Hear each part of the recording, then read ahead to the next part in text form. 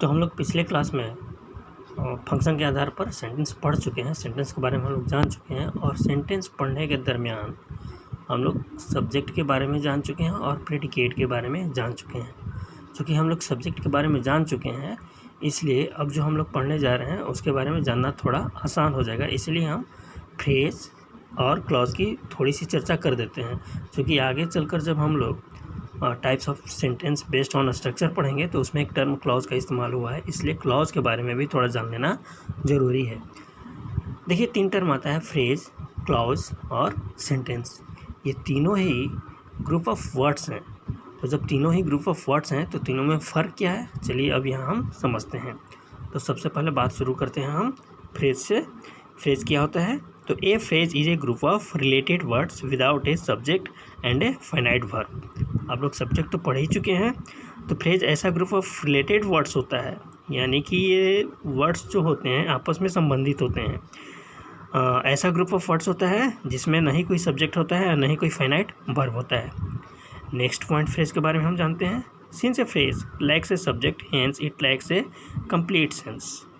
अब चूँकि हम जब भी कोई बात बोलते हैं तो उस बात में एक सब्जेक्ट होता है, कोई विषय वस्तु होती है। जब तक किसी बात में कोई विषय वस्तु नहीं होगी तो उस बात का कोई मतलब होगा ही नहीं। तो चूँकि फ्रेज में कोई सब्जेक्ट होता ही नहीं है, जब फ्रेज में सब्जेक्ट होगा ही नहीं, कोई विषय वस्तु होगा ही नहीं, इसलिए इसका कोई सेंस नहीं होता है।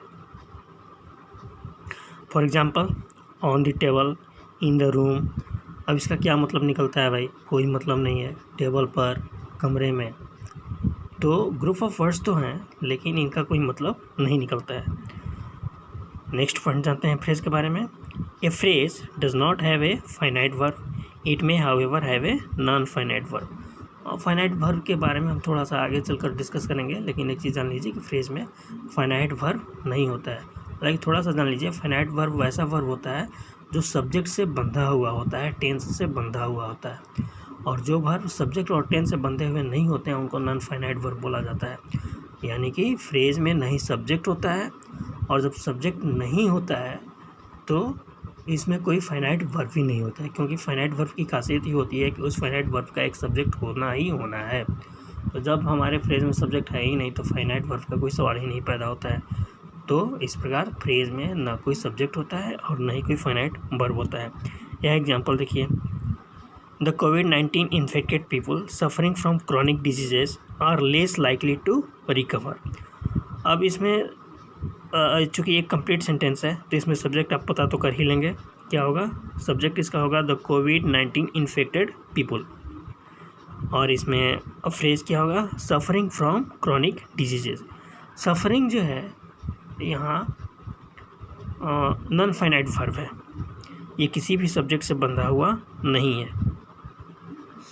दूसरा एग्जांपल हम देखते हैं। I ran into one of my best friends buying vegetables in the market. बाज़ार में सब्जी खरीदते हुए आज मैं अपने एक पुराने दोस्त से अचानक मिला। इसमें बाइंग वेजिटेबल्स जो है ये एक फ्रेज है और इसमें बाइंग जो है हमारा नॉन फाइनाइट वर्ब है, इसका कोई सब्जेक्ट नहीं है। हालांकि इस कंप्लीट सेंटेंस का सब्जेक्ट आई है, रैन इनटू वर्ब है, फ्रेजल वर्ब है। नेक्स्ट पॉइंट हम जानते हैं फ्रेज के बारे में। ए phrase is usually part of a sentence. Phrase किसी सेंटेंस का एक हिस्सा होता है, अपने आप में नहीं कोई क्लॉज होता है नहीं कोई सेंटेंस होता है। For example, the boy in red shirt is my brother, complete sentence है और इसमें जो अंडरलाइन किया हुआ इन रेड शर्ट एक फ्रेज है। तो इन रेड शर्ट क्या है? इस कंप्लीट सेंटेंस का एक हिस्सा है, एक पार्ट है।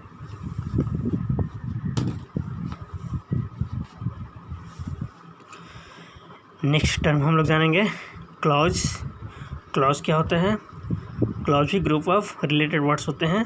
तो एक group of related words having a subject and a finite verb is called a clause. यहाँ जो दोनों में फ्रेज में और क्लॉज में डिफरेंस है उसको नोटिस कीजिए। फ्रेज में हमारा न ही कोई सब्जेक्ट होता था और न ही कोई फाइनाइट वर्ब होता है, लेकिन क्लॉज में ये दोनों होते हैं, एक सब्जेक्ट होता है और एक फाइनाइट वर्ब भी होता है। नेक्स्ट पॉइंट क्लॉज के बारे में। For each clause there is one subject and one finite verb, यानी कि एक क्लॉज में एक सब्जेक्ट और एक वर्ब होना चाहिए। फॉर एग्जांपल, ही लाफ्स, वह हंसता है। ही लाफ्स में सब्जेक्ट हो गया आपका ही और इसका फाइनाइट वर्ब हो गया लाफ्स। देखिए फाइनाइट वर्ब हम क्यों बोलते हैं, फाइनाइट वर्ब सब्जेक्ट से बंधा हुआ होता है। तो चूँकि ही थर्ड पर्सन का थर्ड पर्सन सिंगुलर फॉर्म में है और सिंगुलर फॉर्म में प्रेजेंट टेंस में हम मूल वर्ब में एस या ईएस लगाते हैं। तो चूँकि यहाँ ही है तो लाफ्स हो गया, यानी कि लाफ जो है ये अपने सब्जेक्ट के अनुसार बदलता है, ये सब्जेक्ट से बंधा हुआ होता है। वैसे ही आई स्पीक इंग्लिश, मैं इंग्लिश बोलता हूँ, इसमें सब्जेक्ट हो गया आई, फाइनाइट वर्ब हो गया स्पीक। यहाँ भी स्पीक फाइनाइट वर्ब है, क्यों?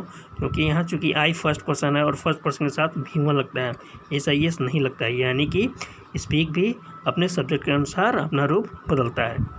दे आर प्लेइंग क्रिकेट, यहाँ सब्जेक्ट हो गया दे और फाइनाइट वर्ब हो गया आर। दे के साथ नोटिस कीजिए आर लगता है, यानी कि ये बी का एक फॉर्म है जिसका रूप अपने सब्जेक्ट के अनुसार यहाँ बदल रहा है, इसलिए फाइनाइट वर्ब है। नेक्स्ट पॉइंट हम जानते हैं क्लॉज के बारे में। ए क्लॉज में और may not make a complete sense. Clause जो है जब एक कंप्लीट सेंटेंस बनाएगा तो उसका कंप्लीट मतलब होगा ही होगा, कंप्लीट सेंस होगा। लेकिन क्लॉज कभी कभी जो होता है दूसरे क्लॉज पर डिपेंड करता है, तो जब क्लॉज दूसरे क्लॉज पर डिपेंड करेगा तो उस सेंस में उसका एक पूरा अर्थ नहीं निकलेगा। यहाँ एग्जांपल देखिए, ही पास्ड द टेस्ट, ये क्लॉज है और अपने आप में एक कंप्लीट सेंटेंस भी है। ये क्लॉज इसलिए है क्योंकि इसमें एक सब्जेक्ट है ही, एक इसका अपना फाइनाइट वर्ब है पास्ट, तो इस क्लॉज का एक पूरा अर्थ निकल जाता है, इसलिए एक अपने आप में कंप्लीट सेंटेंस है और इसका पूरा अर्थ निकल रहा है।